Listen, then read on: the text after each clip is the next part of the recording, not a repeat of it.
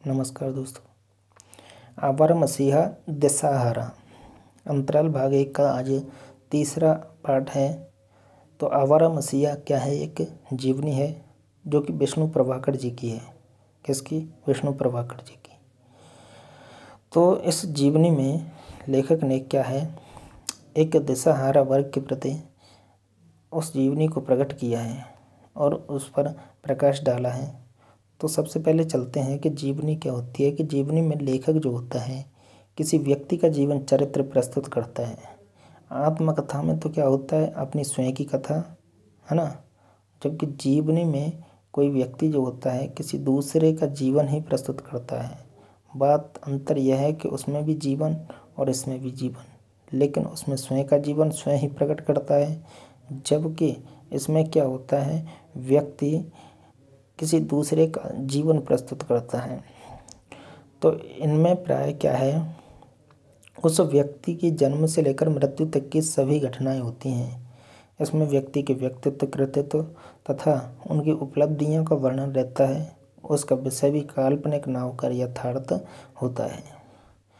तो इसके लिए जो लेखक हैं विष्णु प्रभाकर जी, तो इसमें विष्णु प्रभाकर जी ने आवारा मसीहा के माध्यम से क्या संदेश दिया है कि इस रचना के माध्यम से यह संदेश दिया गया है कि व्यक्ति जीवन के हर मोड़ पर उत्कृष्ट प्रदर्शन करे।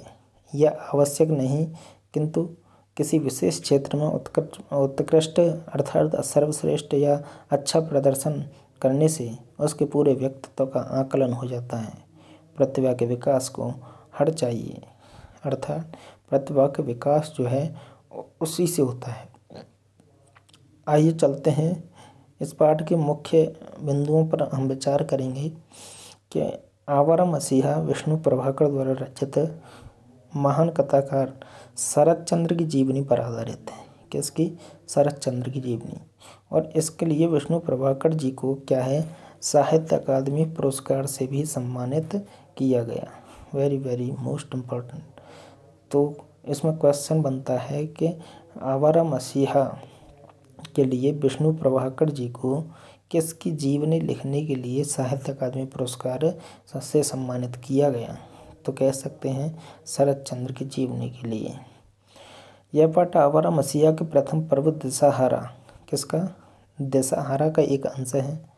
इसमें लेखक ने शरत चंद्र के बचपन से किशोरावस्था के जीवन के विविध पहलुओं को इस प्रकार वर्णित किया है जिससे बचपन की शरारतों में भी शरत के एक अत्यंत संवेदनशील और गंभीर व्यक्तित्व के दर्शन होते हैं।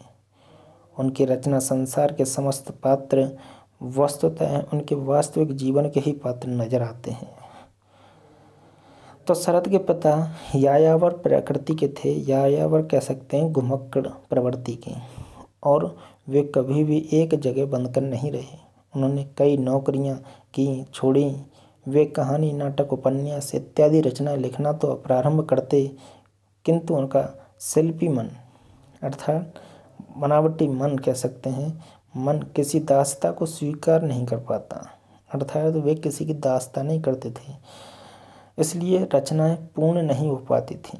जब पारिवारिक भरण पोषण असंभव हो गया तब शरत की माता सब परिवार अपने पिता के घर आई। भागलपुर विश्वविद्यालय में सीता वनवास, चारुपीठ, सद्भाव सद्गुरु, प्रकांड व्याकरण इत्यादि पढ़ाया जाता था। प्रतिदिन पंडित जी के सामने परीक्षा देनी पड़ती थी और विफल होने पर दंड भोगना भी पड़ता था। तब लेखक को लगता था कि साहित्य का उद्देश्य केवल मनुष्य को दुख पहुंचाना ही है। तब लेखक की समझ में आता था पढ़ते हुए कि साहित्य का उद्देश्य क्या है, मनुष्य को दुख पहुंचाना ही। तो नाना के घर में शरत का लालन पोषण अनुशासित रीति और नियमों के अनुसार होने लगा। घर में बाल सुलभ शरारतों पर भी कठोर दंड दिया जाता। फेल होने पर पीठ पर चाबुक पड़ते थे। नाना के विचारों से बच्चों को केवल पढ़ने का अधिकार है, प्यार और आदर से उनका जीवन नष्ट हो जाता। वहाँ सृजनात्मकता के कार्य भी लुक छुप कर करने पड़ते थे। तो शरत को घर में निषिद्ध कार्यों अर्थात कार्यों की मनाही थी, करने में विशेष आनंद आता था। जिनको कोई नहीं करता वो कार्य करते थे कि निषिद्ध कार्यों को करने से उनका जो स्वतंत्रता का तथा जीवन में ताजगी का अनुभव होता था। उन्हें ऐसे निषिद्ध कार्यों को करके उन्हें अपने जीवन में ताजगी का अनुभव होता था। शरद को पशु पक्षी पालना, तितली पकड़ना, उपवन लगाना, नदी तालाब में मछलियाँ पकड़ना, नाव लेकर नदी में सैर करना और बाग में फूल चुराना अति प्रिय होता था। शरद और उनके पिता मोतीलाल दोनों के स्वभाव में काफ़ी समानताएं थीं उस समय। दोनों साहित्य प्रेमी और सौंदर्यबोधी, प्रकृति प्रेमी, संवेदनशील तथा कल्पनाशील और यायावर अर्थात घुमक्कड़ प्रवृत्ति के थे। वहीं अगर बात करते हैं आगे आवारा मसीहा नमक शरद चंद्र की जीवनी में, तो कभी कभी क्या है, शरद किसी को कुछ बताए बिना ही गायब हो जाया करते थे। पूछे जाने पर वह बताता कि तपोवन गया था। वस्तुतः तपोवन लताओं से घिरा गंगा नदी के तट पर एक स्थान था जहाँ शरद सौंदर्य उपासना करता था।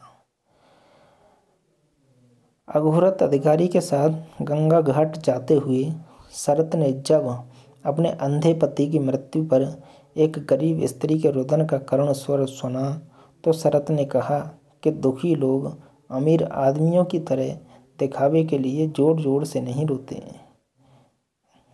समझ रहे हो? उनका स्वर तो प्राणों तक को भेद जाता है। यह सचमुच का रोना है। छोटे से बालक के मुख से रुदन की ऐसी सूक्ष्म व्याख्या सुनकर अघोरतनाथ के एक मित्र ने भविष्यवाणी की थी कि जो बालक अभी से रुदन के विभिन्न रूपों को पहचानता है वह भविष्य में अपना नाम ऊंचा करेगा। किसने भविष्यवाणी की? अघोरतनाथ ने। तो अघोरत के मित्र की यह भविष्यवाणी सच साबित हुई। शरद के स्कूल में एक छोटा सा पुस्तकालय था। शरद ने पुस्तकालय का सारा साहित्य पढ़ डाला था।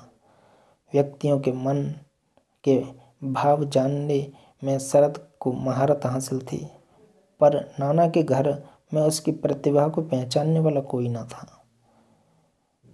जहाँ पर शरदचंद्र जी रहते थे अपने नाना के घर, तो उसकी इस प्रतिभा को पहचानने वाला और उस नाना के घर में कोई न था।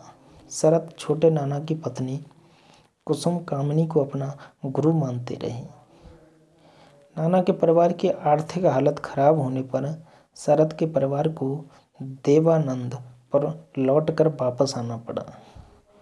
तब क्या था कि मित्र की बहन धीरू कालांतर में देवदास की पारो जो कहलाती थी, श्रीकांत की राजलक्ष्मी जिसको कहते थे, बड़ी दीदी की माधवी के रूप में हो रही।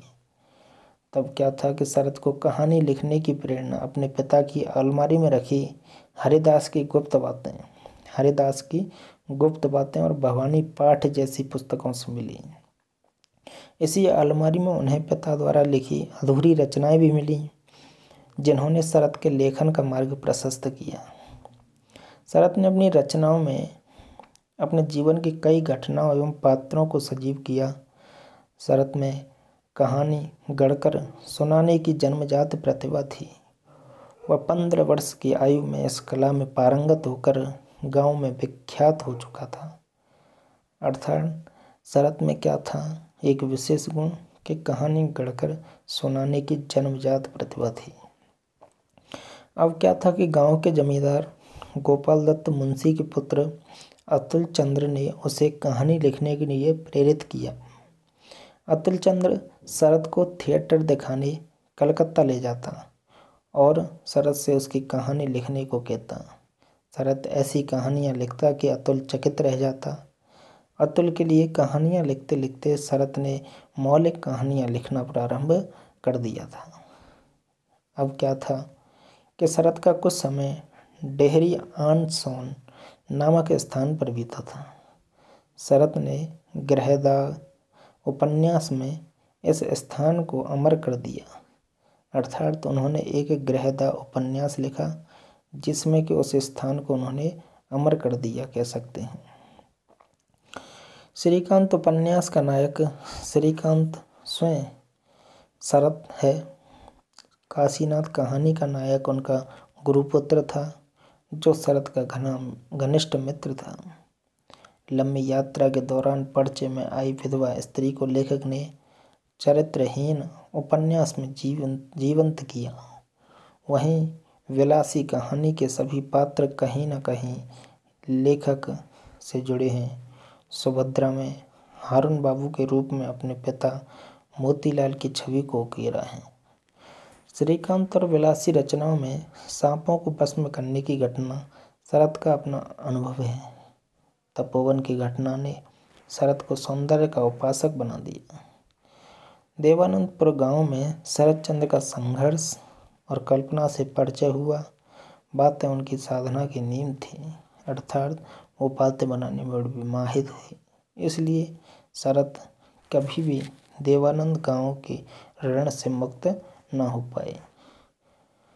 तो आई होप आप समझ गए होंगे कि इस पाठ में जो कि आवारा मसीहा नामक पाठ जो कि जीवनी है एक, जो कि दिशहरा वर्ग से ली गई है। तो इसमें विष्णु प्रभाकर जी ने शरदचंद्र की जीवनी के ऊपर प्रकाश डाला है, जो कि हम पढ़ चुके हैं। उनके व्यक्तित्व, कृतित्व तथा उनकी उपलब्धियां, उन्होंने किस प्रकार की कहानियां लिखी और कब कब लिखी, किससे प्रेरित होकर लिखी और किस प्रकार के उपन्यास उनके द्वारा लिखे गए, जो कि आगे चल के एक विख्यात कथाकार के रूप में भी नज़र आते हैं। तो आई होप आप समझ गए होंगे। So guys, subscribe this channel and share and like this channel. धन्यवाद।